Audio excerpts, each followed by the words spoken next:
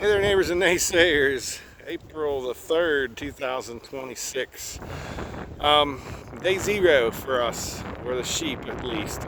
So right here below me, there's a gap in the poly wire.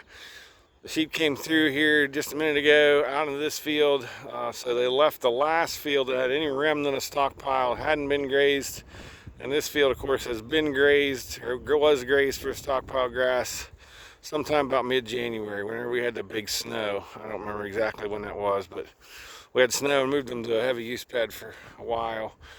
So we have officially started the grazing season for the sheep on April 3rd, which is at least 10 days probably earlier than normal, and 10 days earlier than the cows. But for 10 days and what growth we have, there's no sense in putting these girls back on hay. They're going to be fine. And in doing what we've done, we've had dry stockpile grass mixed with new growth. These guys are ready to go. We don't have to worry about dry hay with them as much as the cows. When we turn them out, we'll have to either put some dry hay out with them or mow a portion of the field down just so they got dry stuff to be able to graze, because their ruminant just won't handle that new growth as well. It's too wet, it's too bulky. So these guys are ready to rock and going, no hay needed. And of course we made it through. If we had just had them, we wouldn't have had to feed any hay, but we did feed some hay while the steers were in with them. This last steers went a couple weeks ago, and they haven't had hay bale since then because they just haven't needed it. So exciting time, although it starts my busy time, because at this point now, I mean, not that I wasn't moving sheep every day, but in 10 days the cows will run out of bale grazing and they'll be moving too. And so for that short period there, at least until we're done with lambs, they'll be separated, and we'll have two different groups to move every day, which is fun, but that's okay. That's the way it goes. Building fences has been fun the last week because you just don't know how much growth you're going to have ahead of you, and that's the way it'll be for quite a while, another month or two.